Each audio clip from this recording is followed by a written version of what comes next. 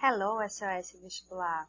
Good morning, good afternoon, good evening, bom dia, boa tarde, boa noite a todos os meus alunos, estudantes do SOS Vestibular. Espero que todos vocês estejam muito bem, todos bem de saúde e sejam todos muito bem-vindos à nossa terceira videoaula de língua inglesa. Tá? Pessoal, como foi falado no nosso último encontro virtual, na nossa última videoaula, nossa aula de hoje vai abordar cumprimentos e alfabeto. Greetings and the alphabet. Aí vocês devem estar pensando, poxa, falar de cumprimentos e alfabeto no cursinho de vestibular, o que isso tem a ver? Qual é a relação? E eu digo para vocês, primeiro que os cumprimentos são base de qualquer tipo de processo comunicativo. Né? Então, a nossa interação, ela parte desses cumprimentos. É uma forma de trazer a língua inglesa para o nosso cotidiano, de trazer noções básicas do processo de comunicação para o nosso dia a dia. Tá? Então, essa é uma das contribuições. A questão do alfabeto nada mais é do que você compreender um pouco mais a estrutura linguística do idioma. Né? Compreender, por exemplo, por que existe uma distinção entre o som da palavra no alfabeto e o som da palavra quando pronunciada. Né? Um exemplo, a letra A. A gente aprende nas musiquinhas que A em inglês é A. Só que aí quando eu penso em maçã, que é uma das palavras que aparece, por exemplo, nas antigas cartilhas de alfabetização, a maçã a gente não fala apple, a gente fala apple, que é a pronúncia correta. Tá? Se você fala apple, está errado. Tá? Então é apple. Então por que esse A sozinho no alfabeto tem um som e com a palavra ele tem outro som? Então isso são noções fonéticas que obviamente não vão ser cobradas diretamente no Enem e no vestibular, mas são noções que você vai adquirir e que vai te ajudar no processo de compreensão e construção de vocabulário. E isso sim é aquilo que vai te ajudar no processo de interpretação e compreensão textual. Quanto mais palavras você conhece, quanto mais informação você possui, melhor vai ser o seu domínio, melhor vai ser a sua compreensão. Bom? Então vamos iniciar fazendo aqui um recap. Uma revisão do que nós falamos até aqui. Tivemos a videoaula 1 e a videoaula 2. A videoaula 1 começou com uma revisão, uma abordagem geral sobre English Language. Então, nós falamos sobre o status de língua global, de língua universal, e isso sim já foi cobrado tanto no vestibular da UEMA, aqui o PAS, quanto no Enem. Essa questão linguística, o inglês como língua universal, como língua franca, e por que esses processos acontecem, que tipo de contribuição ou desvantagem isso pode gerar. Tá? Então, isso sim já foi cobrado. Falamos da importância, da influência, da presença do inglês no nosso dia a dia, no nosso vocabulário de língua portuguesa, por exemplo. E na segunda videoaula nós falamos sobre a origem, que foi aquele geral da língua inglesa. Qual é a base do inglês? E é a partir dessa compreensão da origem que a gente encontra a semelhança, o crossover, que é essa sobreposição da língua portuguesa com a língua inglesa a partir de uma raiz que é o latim. Então, quando a gente percebe que a língua portuguesa como língua latina tem uma grande influência do latim, obviamente, e a língua inglesa como língua germânica, mas que sofreu também uma contribuição do latim, quando elas se encontram, nós vamos perceber que o vocabulário muitas vezes vai ter semelhanças. E são nessas semelhanças que a gente se apega para trabalhar com as estratégias de leitura. Para trabalhar, por exemplo, com aquela leitura dinâmica, de você buscar palavras que você já conhece. Bom? Então vamos lá, vamos dar sequência. Greetings é uma palavra que vem de greet. Greet é o verbo, 2 E, som de I, é o verbo cumprimentar. Greetings, cumprimentos. Tá? E os cumprimentos nada mais são do que expressões utilizadas que depends on time and circumstances. Ou seja, elas vão depender do tempo e da circunstância. Então, você vai usar os cumprimentos, usa-se os cumprimentos em língua inglesa de acordo com a situação comunicativa em que aquele falante, aquele emissor e aquele receptor se encontram. Tá? Aí nós vamos para os mais conhecidos. Se a gente estivesse no nosso encontro presencial, nós iríamos ter uma interação aqui. Eu ia mostrar a imagem para vocês e vocês iriam mencionar. A carinha de tristeza aqui, it's a Monday, é uma segunda-feira, good morning, é um bom dia. Ao pé da letra seria boa manhã. Morning em inglês é manhã, está se referindo àquela parte do dia entre 6, 5 e 12 horas, ou meio-dia. Tá? Então, se eu fosse traduzir ao pé da letra, seria boa manhã para você. Tá? Só que nós não usamos em português uma boa manhã, nós usamos bom dia. Em inglês existe a expressão good day. Tá? Só que se você falar have a good day, é que você está desejando um bom dia, considerando toda a extensão de duração daquele dia. Entendeu? Então você pode dizer para alguém have a good day, tenha um bom dia. E normalmente é dito na despedida. Tá? Mas se você está chegando e aí entra a parte da circunstância, no turno matutino, a expressão correta é good morning. Tá? Good afternoon é a parte da tarde, o boa tarde. Tá? E aí se eu fosse analisar separadamente a palavra, after significa após, depois. Noon significa meio-dia. Então, é como se eu estivesse me expressando um bom após meio-dia para você. Ou seja, uma boa tarde. Né? O que começa depois do meio-dia? O período da tarde. Bom? Aí nós começamos a ver uma diferença entre o português e o inglês. Mais uma diferença, né? Boa noite em inglês tem duas expressões, né, que vocês já, em grande maioria, conhecem. Eu sempre inicio os nossos vídeos com os 3 cumprimentos, em consideração aos nossos 3 turnos, que era o que eu faria se nós estivéssemos no presencial. Eu entraria no seu horário, de acordo com o seu turno, e eu o cumprimentaria a todos vocês, considerando o horário e a circunstância. Eu estou chegando do turno da noite, por exemplo, seria good evening. Tá? E good evening é usado em 2 contextos. É o boa noite de chegada, então quando você chega em um local e já chegou no período noturno, ou no finalzinho da tarde, né, que é aquele entardecer para nós. Tá? Quando você fala tá de tardezinha, o pôr do sol, isso também pode ser usado como good evening em inglês. Tá?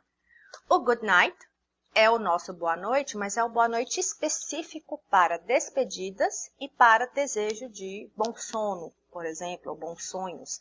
É o boa noite de despedida daquele dia, né? Você vai dormir, a pessoa vai dormir, good night, boa noite, tá?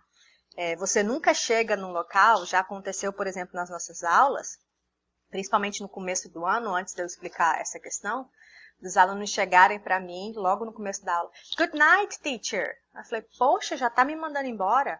Tá? Porque o good night é sempre despedida, tá? É encerramento de alguma coisa. Então já sabe, se você chegar no período noturno, encontrar alguém e disser good night, a pessoa vai te olhar assim e falar, poxa, já? Tão cedo? Acabei de chegar. Tá? Então tem essa diferença. Aí tem a questão dos cumprimentos informais, né? Se você encontra alguém, passou a parte do bom dia, boa tarde, boa noite, você tem uma forma de cumprimentar as pessoas, que seria o hello ou o hi.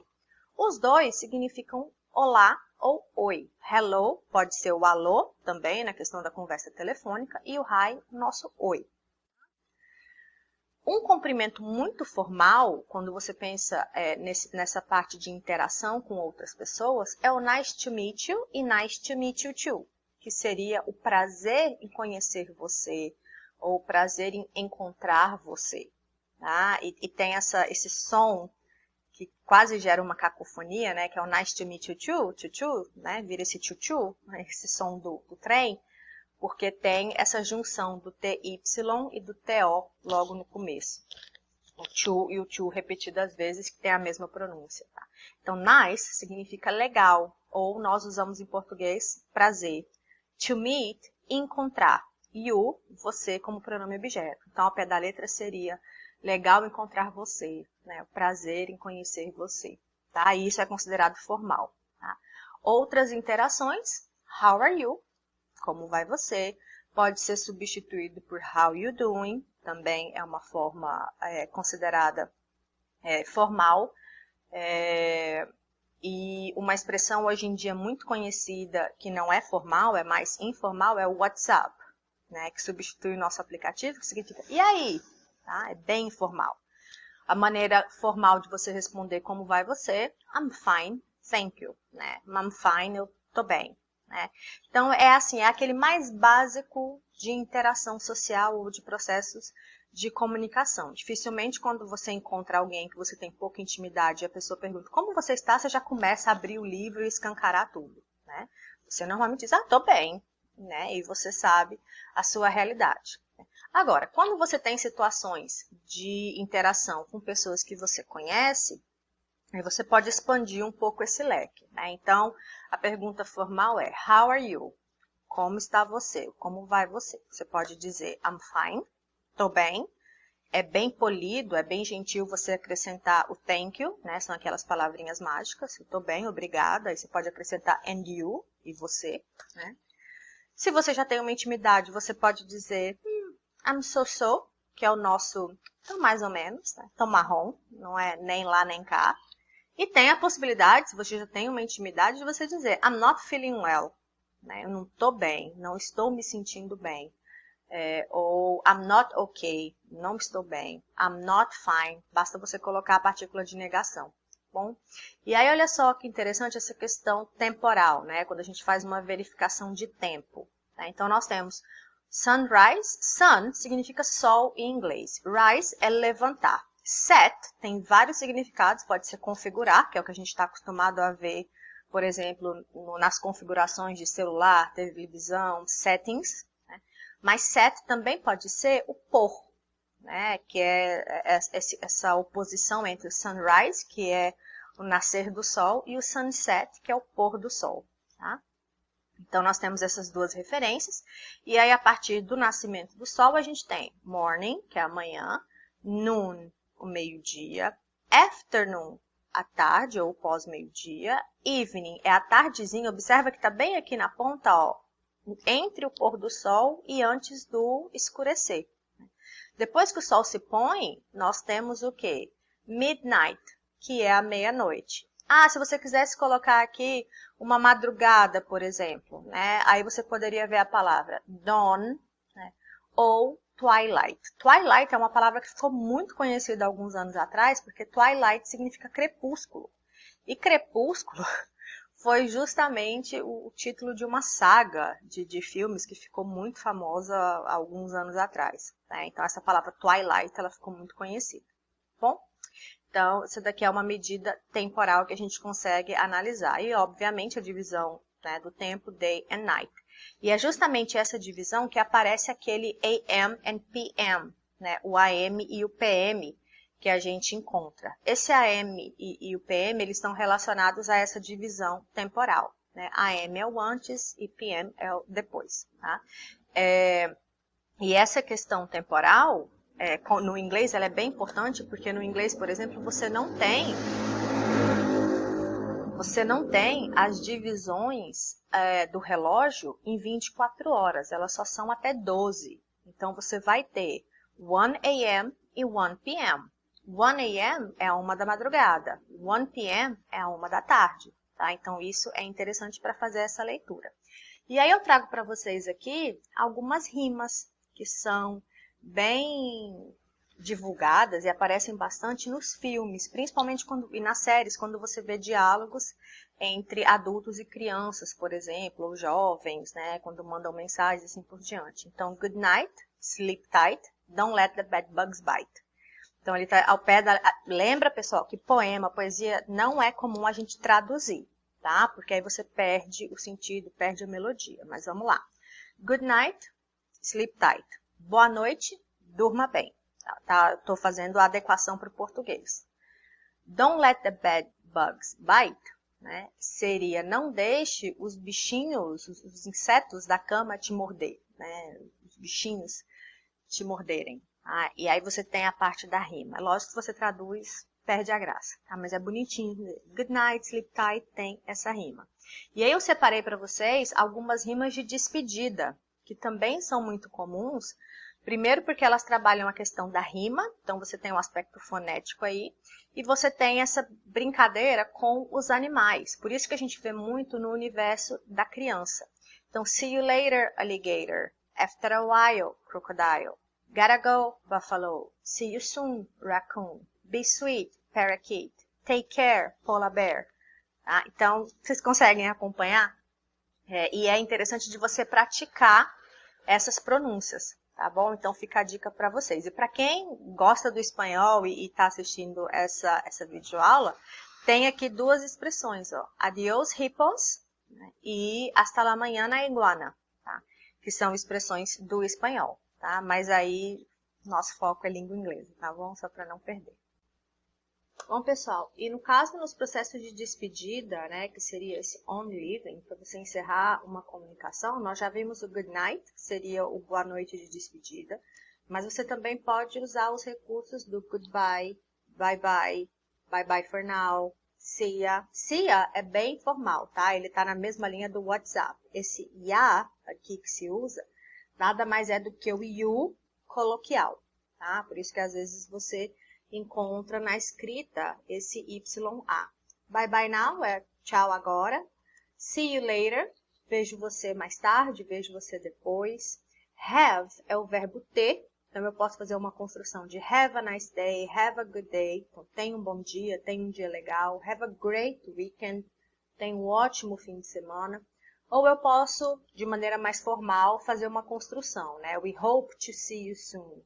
Nós esperamos encontrá-los ou vê-lo, né, ou ver você em breve ou logo. É uma forma que você tem também de fazer esse tipo de construção. Aí você pode usar na primeira pessoa. I hope to see you. Eu espero ver você. Bom? E aí sobre cumprimentos, e agora a gente inicia o alfabeto, né? Como já foi falado para vocês, a ideia de trazer o alfabeto é fazer essa compreensão, entender um pouco mais dessa questão de estrutura linguística, construção de palavras, formação de sílabas, produção fonética, né, reprodução de sons, bem noções básicas mesmo para ajudá-los nessa questão da construção de vocabulário. Tá? O alfabeto vocês conhecem, né, de alguma forma, já devem ter ouvido alguma musiquinha, já devem ter visto algo semelhante. E o alfabeto basicamente é utilizado no processo oral para você fazer spelling, ou seja, para você soletrar, né? Além disso, nós utilizamos para juntar e criar sílabas e fazer processo de formação de palavras. Sílabas é algo diferente entre o inglês e o português, porque as sílabas em inglês elas não são formadas, elas não se separam a partir da construção escrita, mas sim pela construção fonética, depende do som e da tonicidade, tá bom? Então, nós temos aí como alfabeto. Aqui o que está vermelhinho é a transcrição fonética, é o som que essas letras possuem. Tá? Então, essas letras no alfabeto, elas têm esse som. A, B, C, D, E, F, G, H, I, J, K, L, M, N, O, P. Q, que é o Q, R, S, T, U, V. W, X, Y, Z. Então, a gente percebe que na escrita, o alfabeto em inglês é o mesmo alfabeto em língua portuguesa. E isso já é um denominador comum que ajuda no processo de decodificação de palavras.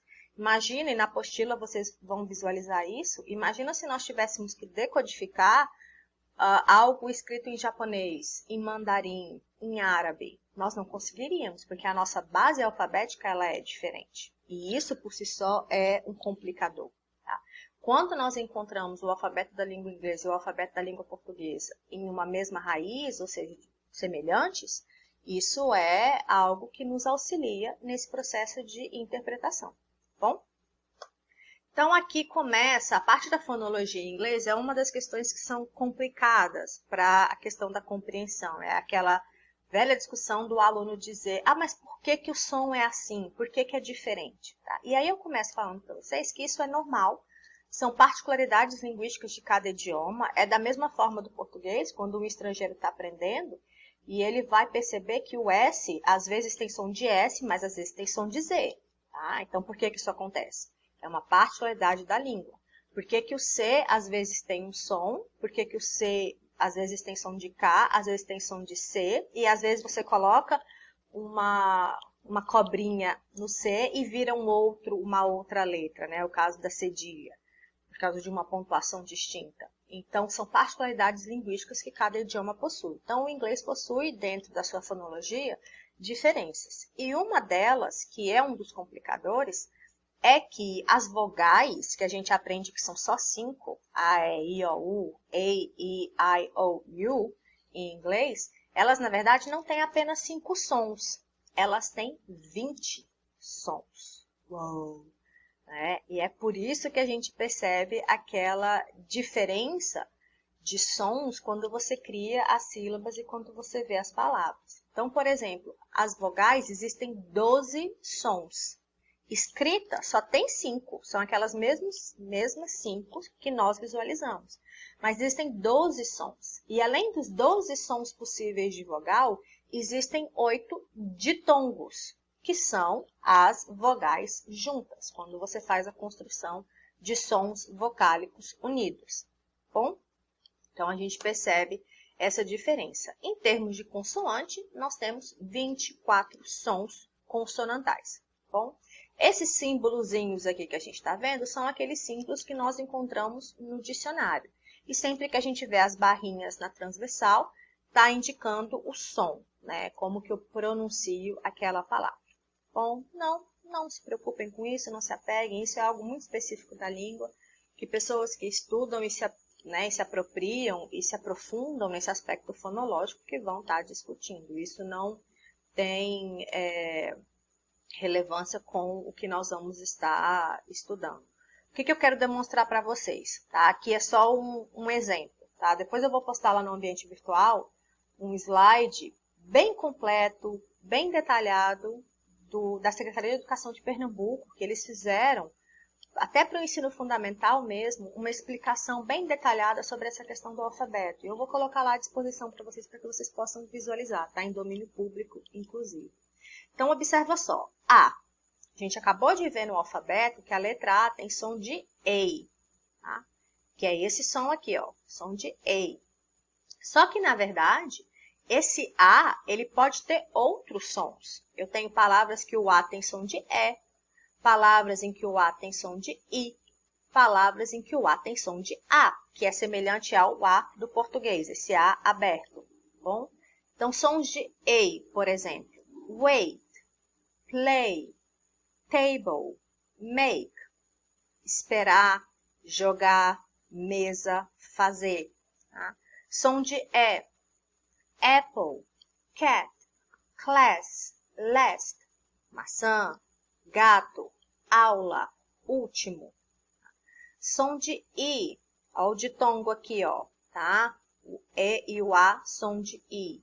Read, meet, see, team. Tá? Então, são duas vogais, mas é um ditongo, então tem um som unificado. Som de A, car, party, garden, father, tá? Carro, festa, jardim, pai. Acho que eu não traduzi aqui, né? Então, é o verbo ler, carne, mar e equipe ou time. Então, pessoal, aí vem aquela pergunta. Aí, como é que eu vou saber? Né? Professora, se a mesma letra tem esse tanto de som, como é que eu vou descobrir? Como é que eu vou saber? Isso vai sempre depender, pessoal, da origem da palavra. Né? Então, se é uma palavra latina, você vai encontrar uma semelhança aproximada com os sons que nós conhecemos. Se é uma origem germânica, uma origem normanda, aí você vai ver um distanciamento. Tá? Então, vão ser, por exemplo, father. É uma palavra que vem do germânico, né? Dessas línguas tribais que nós falamos na nossa videoaula anterior. Então, isso vai estar muito relacionado à construção. Então, a resposta para o que você pode estar perguntando, como eu vou saber? É através da prática. Né? Quanto mais exposição fonética você tem em relação às palavras, ou seja, quanto mais você ouve e se familiariza com essas palavras, mais você vai tendo a percepção de qual é o som adequado, qual é o som apropriado. Bom? Para o nosso contexto, de que forma que o alfabeto é relevante, né? Então, primeiro para a questão das siglas, que são os acrônimos que frequentemente nós encontramos no nosso dia a dia e que inclusive nós vamos falar quando nós estivermos discutindo o processo de formação de palavras. Então, é difícil você ver até uma criança, por exemplo, pronunciar isso daqui e falar CSI. Só vai dizer CSI, né? Porque é uma sigla, um acrônimo, de um seriado muito conhecido, Crime Scene Investigation, investigação da cena do crime. Tá? HBO, que é um canal, DJ, que é o disc jockey, né? Que é a pessoa que manuseia, que manipula os discos. NBA, a Associação Nacional de Basquete, FBI, Federal Bureau of Investigation, PIN, Personal Identification Number, né?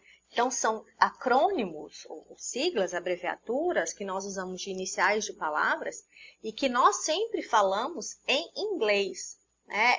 É difícil você ver, eu assisti uma série ou filme na HBO. Tá? Não vai, a pessoa já colocou isso na cabeça que é HBO, né? O FBI a gente até traduz justamente em virtude dos filmes e das séries. NBA também a gente utiliza muito em inglês. DJ, né? É difícil você ver alguém falando, o DJ. Né? Então, são expressões e siglas que nós já utilizamos as siglas em inglês. I, a gente usa o tempo inteiro, pronome pessoal, primeira pessoa. Bom, pessoal, então a gente encerra com essas noções básicas do alfabeto e dos cumprimentos.